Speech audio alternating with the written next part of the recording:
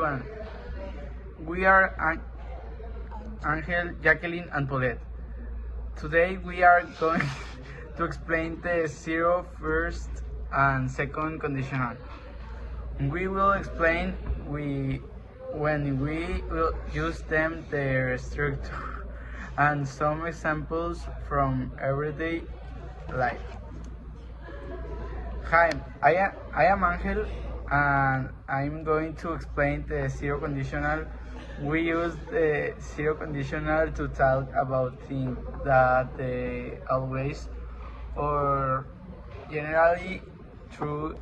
We can use to facts, rules, routines, and situations that normally happen the same way the structure is. The structure is if plus simple, simple. We can also use when inter, eso, and if in one situation. Here are their examples. The example one, if you heard ice in metals, eso. This is correct because it is a general fact with ice, yet it's hot, it normally meets. The example two, if don't sleep, enjoy. I feel tired. This is correct because it describes something that usually happens to me. The example three, if it rains, the street get wet. This correct because it describes rain, real life situation.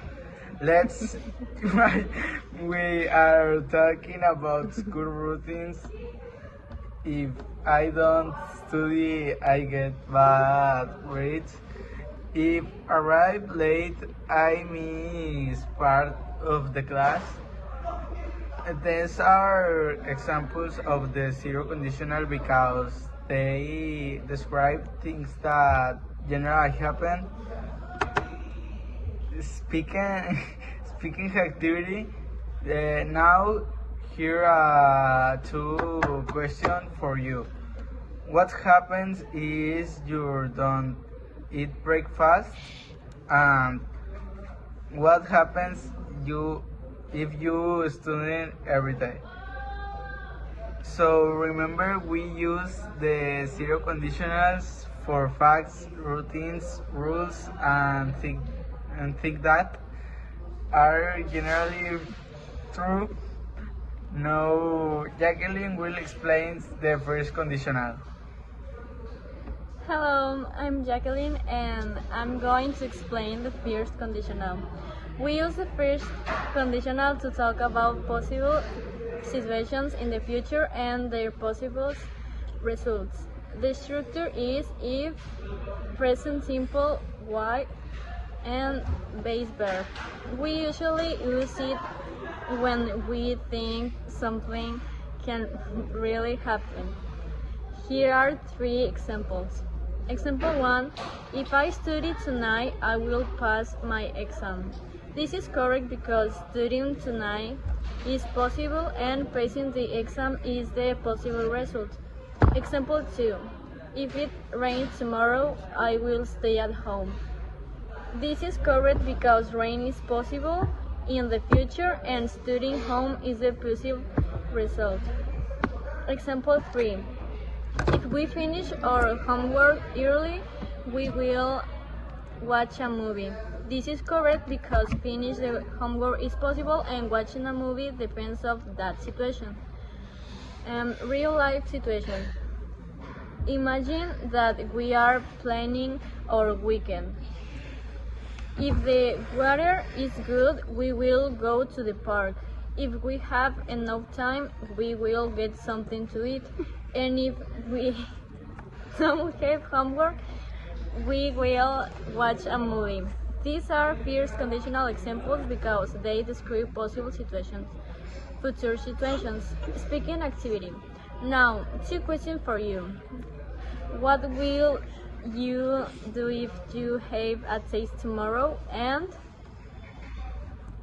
what will you do if it rains this weekend? So, remember, we use the first conditional for possible future situations and their possible results. Now, Paulette will explain the second conditional.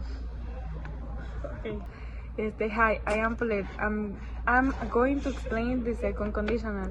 We use the second conditional to talk about the imaginary, unlikely or hypothetical situation in the present or future. The structure is if more past simple word, more base verb. Here are three examples. Example 1. If I had $1 million, I would travel around the world. This is correct because having $1 million is an imaginary situation, and traveling around the world is the result imaginary. Yes. Example 2. If I had more free time, I would learn another language. This is correct because I don't have that extra time right now, but I'm beginning what I would do if I had it. Example 3. If I could change one thing at the school, I will have longer breaks.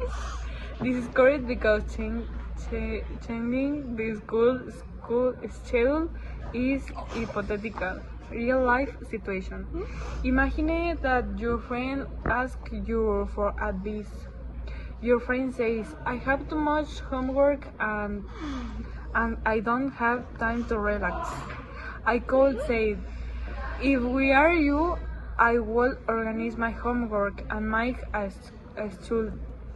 This is second conditional because I am imagining myself in another person's situation and giving advice.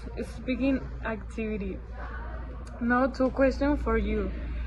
What would you do if you could travel anywhere in the world? Yes. And what would you do if you had one extra hour every day? So remember, we use the second conditional for imaginary, unlike or hypothetical situations. Conclusion. The zero conditional is used for facts and routine and things that are generally true. First conditional is used for possible situations in the future. And the second conditional is used for imaginary or hypothetical situations. Thank you for watching our video. We hope you learned something new about the zero, first, and second conditional. Bye! Teacher, acuérdese que usted va a seguir siendo mi profe favorito porque ya lo perdoné, y gracias por Y que lo dejarlo ponga en medio de la Bien incómodo, en serio. Bien incómodo. A nadie le gusta. ¡Cállate, Majo! Y gracias por dejar las entregas tardías porque si no, ya me hubiera muerto por güey. Sí, gracias, profe. Thank you. Okay, continuamos.